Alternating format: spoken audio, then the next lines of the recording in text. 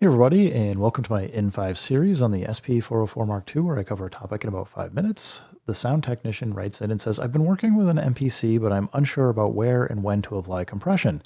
And I think a lot of people have that problem and concern. And I'll start just by saying it's very easy to overuse and overdo compression. The It can be used for a lot of sound design kind of things, but by and large, what I usually personally use compression for is really if you're playing something that may have an uneven way of playing or some uneven sound. So like think about if you're playing a guitar, maybe sometimes you like don't pluck the notes the same volume or same so they don't have the same loudness, and you want a compressor to basically bring up a lot of the sound and audio so that you can hear it more without it getting drowned out by other elements of your song. So what you're really it, it may sound like it's a great thing because it's making everything louder, but what you're doing when you use compression is basically removing the dynamics of the volume so that it's not it's you lose some of those subtle changes where the sound may be different. On the flip side, though, for like I have a compressor on my microphone for going in and being able to talk, so that if I vary how loud I'm talking up or down, it will at least sound a little bit more consistently the same volume and be easier to do things like mixing and mastering and stuff like that. So hopefully that helps give you like a little bit of foundation for the compressor without getting like too deep into it. As for your question, should it go on individual tracks or groups of tracks? This is really going to depend on what you're trying to accomplish with a compressor. If you're trying to, again, if you have like a guitar part or a vocal part or something that is just a single sound and you want everything to have a closer volume and dynamic level or reduced dynamic level, then you probably want to put a compressor on it.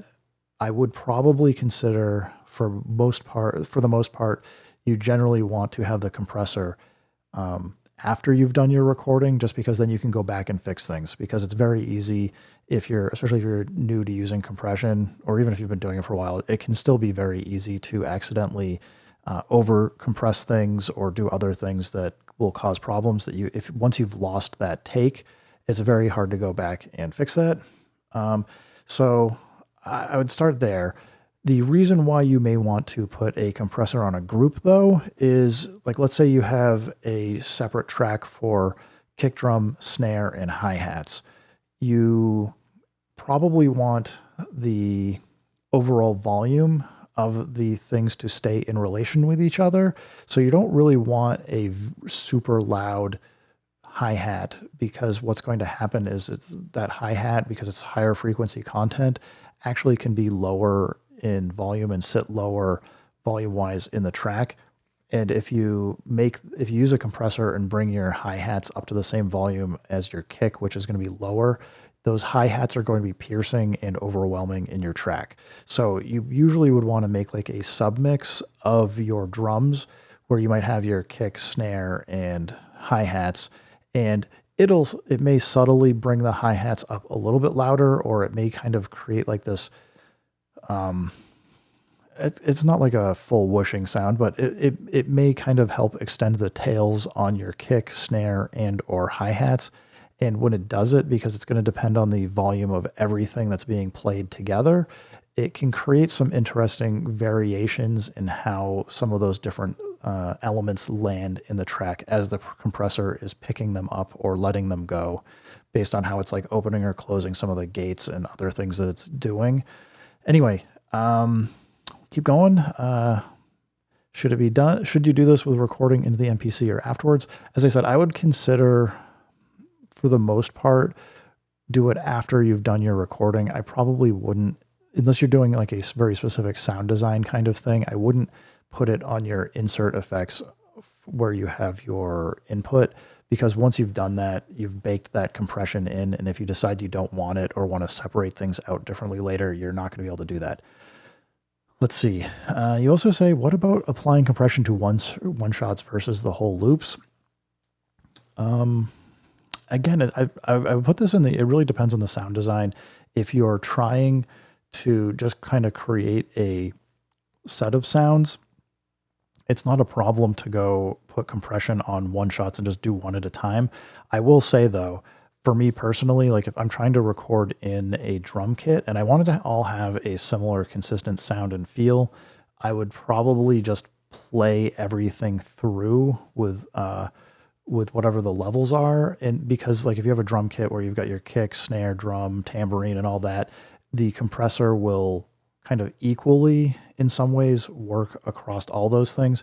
If you're using, again, if you're using the compressor to try and maximize the sound or kind of normalize it so that you get it as close to 0 dB as possible, you're going to have to do a lot of work afterwards to then go drop the audio sound down. So this is where I would say like working with loops can really help, because in some ways the compressor will effectively, how would I put this? It will keep a cohesive balance potentially across the loop that's playing, so that you're, even though it might accentuate certain parts of the loop that's playing for drums, they're going to be still in relationship with each other. That said, you know, if you're looking to extend the tails of something where you might have a kick that's very loud to begin with and then trails off pretty quickly, then, and you want it to hold on, that is something where you might want the compressor to come in because it'll help maximize that volume of the tail. That was actually a trick that you'd see people do with some like the TB synths and things, or the TDs and other Roland gear, where you'd get like this kick or other sound and you could extend that tail into a bass note by basically just cranking compression up and really driving that signal. However, the thing to note though is as you're driving that signal and kind of bringing it in, you are increasing the overall noise floor. You're basically taking whatever like that line level noise is, and you're also bringing that and making that louder. So it is something that you have to just understand and kind of keep a balance on. You then finish with, lastly, is it okay to add compression to sounds that are already compressed, and why? Yeah, obviously this is where you start getting into like sound design things and details, but the thing I would say is you can do it for sure. Sometimes it'll create something that sounds really cool. On the flip side, you can very easily give yourself like this, you'll once you start playing around with compression, you might start hearing like this whooshing sound where, as I said, like basically what's happening is every time you add compression in, you're raising the noise floor as well on the part that's getting compressed and being made to be louder to match the loudness of whatever the initial attack was. So you can end up bringing in noise that it'll start bringing in like that line noise and things and just making that louder and louder and louder. So you just need to be careful with it. But again, like I've seen plenty of people do really cool stuff with it and make some really cool sounds as a sound design technique using compression to do those kinds of things. So I don't know. It just depends on what you're looking to do. With all that said, let me switch over just for a minute, and we're just going to go load up. We'll go back to the drum kit here. I'm just going to go browse. Let's just go get a drum kit here. I don't think it terribly matters. This one, any of these should probably be fine. So if we go look at what we have for effects, we can just see that there is a bus compressor on this. So if we have the bus compressor on, this is what it sounds like for the kick. Let me even turn this up. If we turn it off, you might say, hey, that sounds exactly the same. And it's because, likely based on the settings, by itself, it might not be doing that much. I don't even hear it. Yeah, it's not even doing that much here. But it's going to help kind of, when you play everything together, it will likely help glue everything together. But let's go in and I'm trying to find something that, let's see if I can get the whooshing sound going here. So we're just going to go and add in multiple compressors. Can you hear, hopefully you can hear the difference here. Go all the way max volume. So if we turn this one off and this one off, sounds like a normal hat.